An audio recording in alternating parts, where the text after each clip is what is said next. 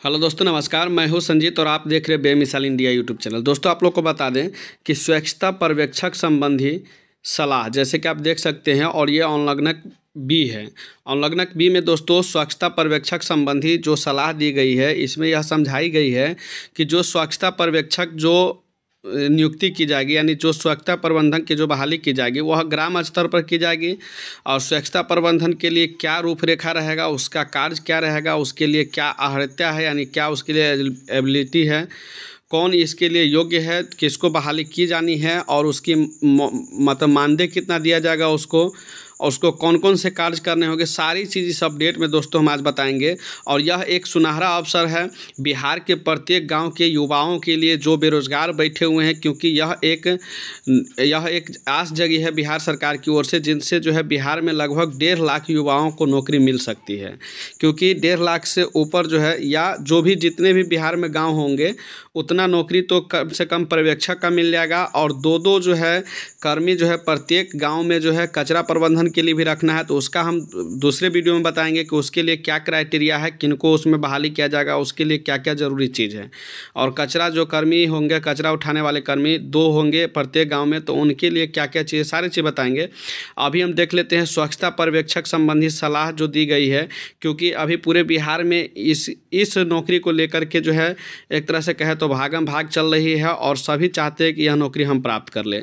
तो दोस्तों, जो भी युवा है, बेरोजगार है, इस वीडियो को शुरू से अंत तक जरूर देखिएगा, क्योंकि यह एक आस जगी है बिहार सरकार की ओर से, और इसको पाने के लिए आप लोग जी तोड़ करके मेहनत कीजिए, और बहुत ही आसानी वेब से मिल जाएगा। चलिए देख लेते हैं इसके लिए क्या क्या करना होगा। तो सबसे पहले यह क्या है, तो स्वच्छता पर्यवेक्षक संबंधी सलाह जो दिया गया है उसका यह अनुलग्नक बी है, जो कि आप पढ़ रहे हैं और हम आप लोगों को समझा रहे हैं। यहाँ पर दोस्तों सबसे पहले यहाँ पर पढ़ेंगे, इस लाइन में लिखा हुआ है कि ग्राम पंचायत एवं समुदाय आधारित संगठन के द्वारा ठोस एवं तरल अपशिष्ट प्रबंधन हेतु ग्राम स्तर पर कार्य को देखरेख एवं समर्थन हेतु मानव संसाधन स्वच्छता पर्यवेक्षिका, यानी कि जो ग्राम स्तर पर जो स्वच्छता अभियान चलाए जाएंगे, स्वच्छता अभियान जो 7 निश्चय 2 के अंतर्गत चलाए जाएंगे, तो उनके लिए जो स्वच्छता कर्मी की बहाली करना है, जिसमें ठोस और तरल जो पदार्थों का अपशिष्ट का जो प्रबंधन करना है, तो उसी लिए इसकी बहाली की जाएगी ग्राम स्तर पर, जो कि ग्राम पंचायत में सामुदायिक एक तरह से कहे तो कार्य है। और दोस्तों, इसमें ठोस और तरल अपशिष्ट पदार्थ का जो प्रबंधन करना है, उसके अंतर्गत ठोस के अंतर्गत कौन से आते हैं और तरल के अंतर्गत कौन कौन से आते हैं, उस पर एक हम अलग से वीडियो ले आएंगे, क्योंकि वह वीडियो थोड़ा लंबा हो जाएगा, जिसमें ठोस पदार्थों को भी समझना है और तरल पदार्थों को भी समझना है, जिससे आप उसको अलग अलग कर पाएंगे।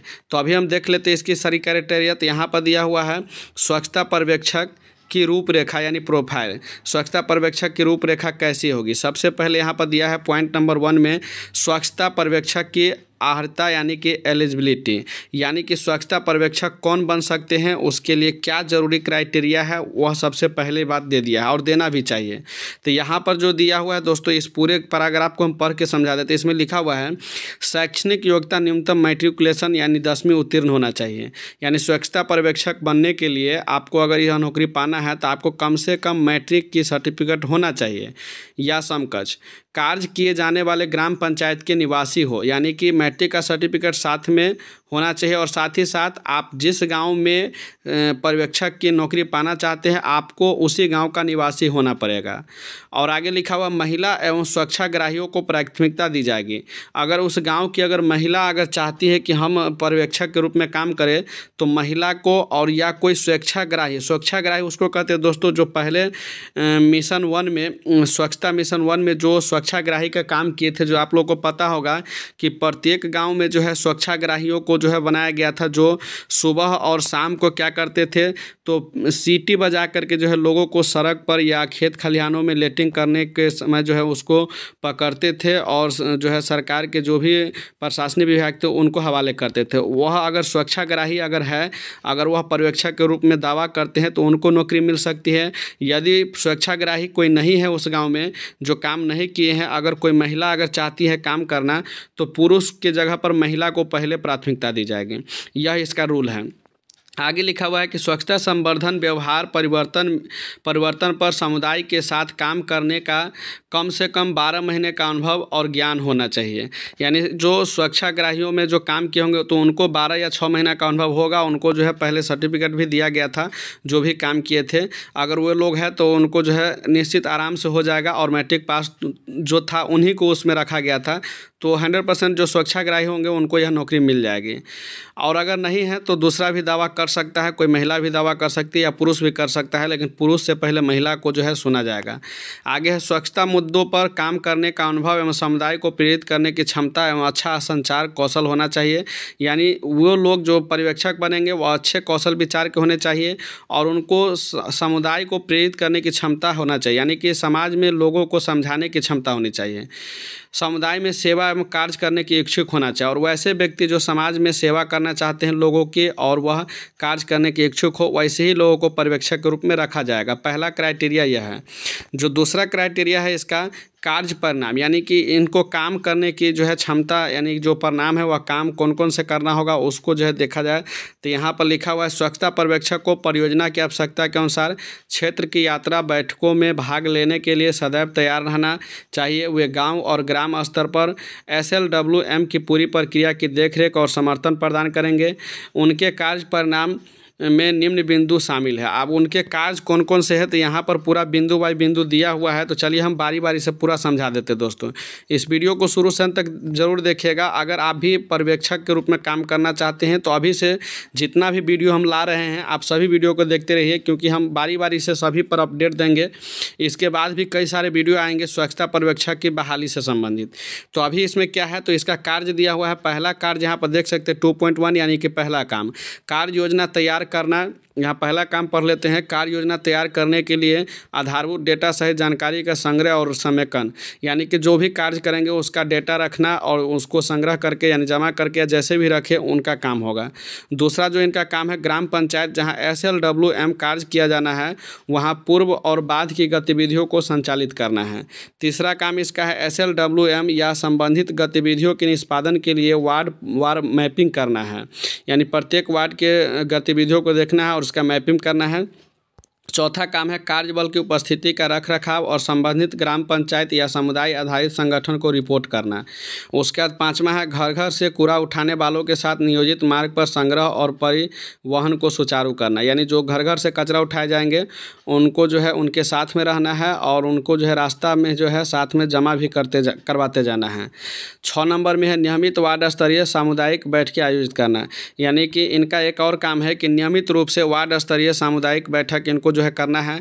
और 1 महीना में कितना वार्ड स्तरीय सामुदायिक बैठक करना है तो उन सब पर हम एक अलग से वीडियो बना देंगे। तब तक के लिए आप इतना समझ लीजिए, जो पर्यवेक्षक बनेंगे उनको वार्ड में सामुदायिक बैठक जिसको वार्ड सभा कहते हैं वो भी करते जाना है। और उसके बाद है कार्य योजना के अनुसार कार्यों की दैनिक निगरानी करना है, यानी कि रोज़ इसको कार्य देखना है कि काम ठीक ठाक से चल रहा है कि नहीं। उसके बाद है 8वां जो इसका काम है कचरे का वजन और रिकॉर्ड कीपिंग सुनिश्चित करना, कितना कचरा है सब रिकॉर्ड उसको लिखना है, वजन करना है सारा चीज़ इसको। उसके बाद है 9वां काम है जीरो कचरा प्रोत्साहन और अक्रिय कचरे का सुरक्षित निपटान सुनिश्चित करना है। जो अक्रिय कचरा है और जो कोई काम का नहीं होता है उनको भी सही ढंग से सुरक्षित निपटान करना है, ये भी काम इसका है। 10वां जो इसको काम दिया गया ODF-S एवं ODF-F में ग्राम पंचायतों को सहयोग करना है। अब यह ODF-S और ODF+ क्या है ग्राम पंचायत में, इस पर भी एक हम अलग से वीडियो लाएंगे। इसीलिए कहें कि सारा जो है आप जितना भी वीडियो हम बनाएंगे सभी देखिएगा। अगर कोई भी जितने भी लोग हैं जो आप नौकरी चाहते हैं वार्ड में तो सारा वीडियो हमारा जो है लगातार आ रहा है, सभी को देखते रहिएगा। उसके बाद 11 नंबर जो इसका काम है ग्राम पंचायत DWSC BPMU आदि द्वारा परियोजना SLWM और ODF+ अंतर्गत आवश्यकताओं के अनुसार कोई भी निर्देशित अन्य कार्य। तो ये जो भी आप नए नए वर्ड देख रहे हैं इन सब पर हम वीडियो लाने वाले हैं और सबको समझना जरूरी है। आप दोस्तों देख लेते हैं इसकी पात्रता और इसकी मानदंड, यानी इसके लिए क्या पात्रता है, इसको जो है नौकरी पाने के लिए उसके लिए मानदंड क्या है और क्या अनिवार्य रूप से इसके पास यानी होना चाहिए तभी यह नौकरी पा सकता है। तो पहला जो अनिवार्यता है स्वच्छता पर्यवेक्षक आवेदक के पास मैट्रिकुलेशन यानी 10वीं उत्तीर्ण या समकक्ष की न्यूनतम योग्यता होनी चाहिए। यानी कोई भी जो पर्यवेक्षक के रूप में नौकरी चाहते हैं पहले ही बता दिए कि मैट्रिकुलेशन पास होना चाहिए, 10वीं उत्तीर्ण या समकक्ष होना चाहिए कम से कम। उसके बाद दूसरा जो ज़रूरी है वह है स्वच्छता पर्यवेक्षक आवेदक 20 से 45 वर्ष आयु की सीमा की होनी चाहिए। यानी कोई चाहेंगे कि अगर हमारा उम्र 20 वर्ष से कम है और 45 वर्ष से ज़्यादा वाला भी चाहेंगे कि हमारा 45 वर्ष से ज़्यादा है और हम नौकरी पा लें, तो ऐसा नहीं हो सकता। 20 वर्ष से कम जो युवा होंगे उनको नौकरी यह नहीं मिल सकता है, और जो 45 वर्ष से ज़्यादा की उम्र का होंगे उनको भी यह नौकरी नहीं मिल सकता है। तीसरा जो है स्वच्छता पर्यवेक्षक आवेदक द्वारा पूर्व में कोई प्रतिष्ठित संगठन संस्थानों से SLWM पर न्यूनतम 10 दिनों का प्रशिक्षण प्राप्त किया गया हो। यानी कि वैसे व्यक्ति जो स्वच्छता अभियान में कभी भाग लिए हो, कम से कम 10 दिनों का प्रशिक्षण यानी ट्रेनिंग लिया हो, तो वैसे व्यक्ति को यह जो है नौकरी मिल सकती है आसानी से।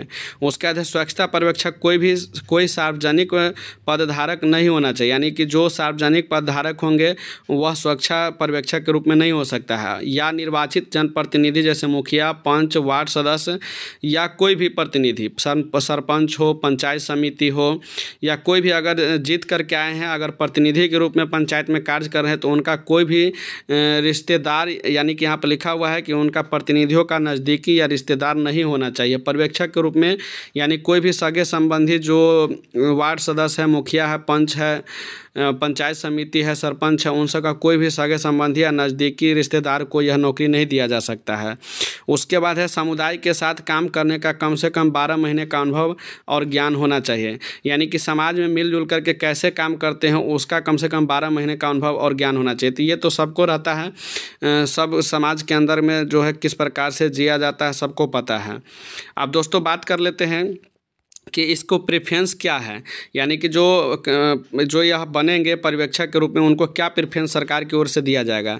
तो सबसे पहला प्रेफरेंस जो है विशेष रूप से जीविका के CBO से महिलाओं को वरीयता दी जाएगी। अगर कोई जीविका से जुड़ी हुई महिला है तो उनको जो है यह प्रेफरेंस है कि इस नौकरी को वह ले सकते हैं।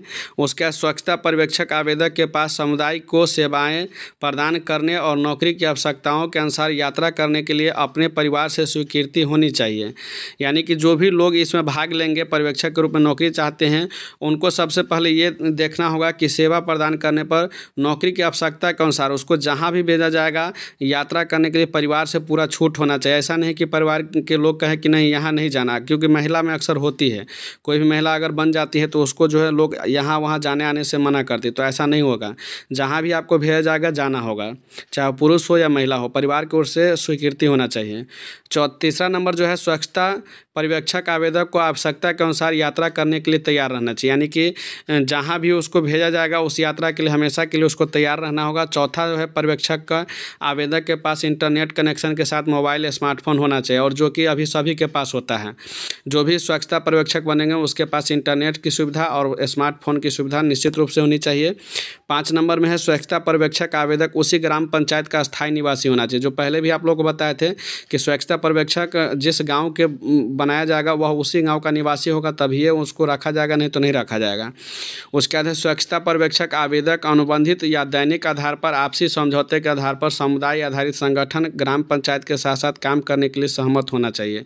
यानी कि वह ग्राम पंचायत में जितने भी समुदाय के लोग हैं सभी के साथ संगठन से जुड़ करके काम करने के साथ जो है सहमत होना चाहिए। ऐसा नहीं कि उसको किसी समुदाय से झगड़ा लड़ाई है तो कहेंगे नहीं उधर हम नहीं जाएंगे, वैसे लोगों को पर्यवेक्षक के रूप में नहीं रखा जाएगा। अब दोस्तों रह गई मानदेय की बात, तो मानदेय के यहाँ पर दिया हुआ मानदेय, तो स्वच्छता पर्यवेक्षक आवेदक को नीचे दी गई तालिका में वर्णित विवरण के अनुसार पारिश्रमिक और प्रोत्साहन दिया जा सकता है। अब नीचे क्या दिया हुआ है तो आप लोग को समझा देते हैं। जैसे कि दोस्तों देख सकते हैं यहाँ पर दिया हुआ INR यानी भारतीय राशि में समझाया गया है। प्रारंभिक 3 महीने की अवधि के दौरान उनको 5,000 रुपया दिया जाएगा, प्रारंभिक अवधि 3 महीना के लिए। उसके बाद दोस्तों यहाँ पर दूसरा नंबर में समझाया गया है कि समुदाय आधारित संगठन या ग्राम पंचायत द्वारा प्रारंभिक अवधि और संपुष्टि की सफलतापूर्वक समाप्ति के बाद 6,000 रुपया उनको दिया जाएगा। यानी स्वीकृत कार्य लॉग के आधार पर CBO-GP द्वारा प्रदर्शन मूल्यांकन और प्रारंभिक अवधि के सफलतापूर्वक समापन के बाद, यानी काम अगर अच्छे से अगर कर लेते हैं समाप्त, तो पूरा मूल्यांकन के बाद जब उसकी देख रेख सारे अधिकारी देख लेंगे हाँ काम सही से हुआ है, तो उनको 6,000 रुपया दिया जाएगा। उसके बाद दोस्तों देखिए कार्य आधारित अतिरिक्त मासिक वेतन इसको क्या है, यानी जो काम करेंगे तो उसको जो है अतिरिक्त इसको मासिक प्रोत्साहन राशि, क्योंकि कोई भी काम जब करते तो उसको अलग से भी कुछ सरकार प्रोत्साहन राशि देती है ताकि लोग अच्छे से और काम कर सकें। तो 5,000 तो रुपया मिलेगा ही मिलेगा। और साथ में यहाँ पर दिया हुआ है कि सामुदायिक गतिशीलता या सामुदायिक या वार्ड या ग्राम सभा का आयोजन करने के समय 10 बैठक अगर वह करते हैं, पर्यवेक्षक को बैठक भी करना है जो पहले मैं आप लोगों को बताए हैं। अगर वह पर्यवेक्षक के रूप में अगर 10 बैठक पूरा कर लेते हैं तो 10 बैठक में जो है उसको 100 रुपया मिलेंगे, यानी कि 500 रुपया जो है टोटल देना है। 500 1,000 रुपया देना है। तो उनको क्या है 10 बैठक पर 100 रुपया दिया जाएगा। 10 बैठक अगर पूरा कर लेंगे तो 100 रुपया दिया जाएगा। अगर 10 से 15 तक की बैठकें अगर पूरा कर लेती है तो 150 रुपया मिलेगा। अगर 15 से 20 बैठक अगर पूरा कर लेती है तो 250 रुपया मिलेगा। और यदि एक महीने में 10 से कम बैठक अगर होती है तो पर्यवेक्षक को कोई अतिरिक्त भुगतान नहीं किया जाएगा। मासिक कार्य लॉग के साथ आयोजित बैठकों के विधिवत चिंतन पत्र की आवश्यकता है, यानी कि अगर वह बैठक भी समय समय पर करते रहेंगे तो उनको 500 रुपया और 500 रुपया 1,000 रुपया महीना में एक्स्ट्रा इसको जो है प्रोत्साहन के रूप में मिलेंगे। अगर बैठक नहीं करते, महीना में कम से कम 10 बैठक नहीं करते हैं तो उनको यह राशि नहीं दिया जाएगा। आगे है दोस्तों ओडीएफ स्थिरता। अगर ओडीएफ स्थिरता में इसको 250 रुपया दिया जाएगा। और शून्य अपशिष्ट अगर कर देते हैं, यानी अपशिष्ट को 0 लेवल कर देते हैं, कोई कचरा नहीं रहने देते हैं, तो उनको 250 रुपया और प्रोत्साहन राशि मिलेगा। तो दोस्तों यहाँ पर देख सकते हैं पर्यवेक्षक को चिन्हित ग्राम पंचायत में 100% शौचालय का उपयोग सुनिश्चित करवाना है। इसके लिए उसको 250 रुपया मिलेगा। अगर वह जिस गाँव के पर्यवेक्षक है अगर 100% लोग अगर शौचालय में अगर जाते हैं, बाहर नहीं जाते हैं, तो उनके लिए भी उनको प्रोत्साहन के रूप में जो है 250 रुपया मिलेगा। लेकिन यह काम उसी को करना है, ऐसा नहीं कोई बाहर जाए। उसके बाद दोस्तों यहाँ पर पर्यवेक्षक स्रोत HHS संस्थान में अलावा सुनिश्चित करना चाहिए। उनको देखना है कि जो शून्य ग्राम पंचायत साफ़ सुथरा एकदम दिखना चाहिए। अगर यह दिखता है, अगर कोई पर्यवेक्षक आता है ऊपर से, अगर कोई अधिकारी चेक करने आता है, अगर संतुष्ट पाए जाते हैं तो उनको प्रोत्साहन के रूप में 250 रुपया और दिया जाएगा। तो कुल यहाँ अगर प्रोत्साहन के रूप में देखें दोस्तों कितना रुपया इसको मिल जाता है, तो 500, 250 और 250 यानी 1500 रुपया इसको प्रोत्साहन के रूप में मिल जाता है। और आगे दोस्तों देखें तो 500 रुपया और इसको मिल जाता है उपयोगिता यूजर शुल्क के रूप में, उपयोगिता शुल्क के रूप में। यहाँ पर इसको क्या करना है, तो यहाँ पर इसको सभी घरों से 50% उपयोगिता शुल्क संग्रह सुनिश्चित करना है और उनके रिकॉर्ड बनाना है, यानी कि प्रत्येक घर से 50% उपयोगिता शुल्क भी वसूली करना है। 50% वसूली अगर कर लेते हैं, जो वसूली कर लेंगे उपभोक्ता शुल्क, तो उनको 500 रुपया उनमें से भी उनको दिया जाएगा। 500 रुपया उपभोक्ता शुल्क वसूलना है और 50% उसका उनको दिया जाएगा। तो इस तरह से कहे तो दोस्तों 5,000 प्लस उनको जो है रुपया दिया जाएगा, जो हम आपको थंबनेल में ही बता दिए थे। और 5,000 रुपया प्लस रुपया के साथ साथ इसको सरकारी नौकरी दिया जाएगा, जो यह 20 वर्ष से लेकर के कम से कम 45 वर्ष की उम्र तक यह काम कर सकते हैं।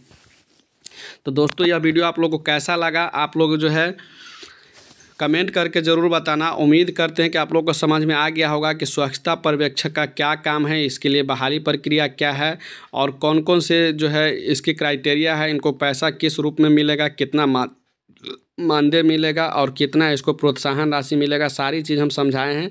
तो आप लोग कमेंट करके ज़रूर बताइएगा वीडियो आप लोग को कैसा लगा। तो चलिए इस वीडियो को आज हम यहीं पर समाप्त करते हैं। तब तक के लिए धन्यवाद। फिर मिलेंगे अगले वीडियो में। जय हिंद, जय भारत।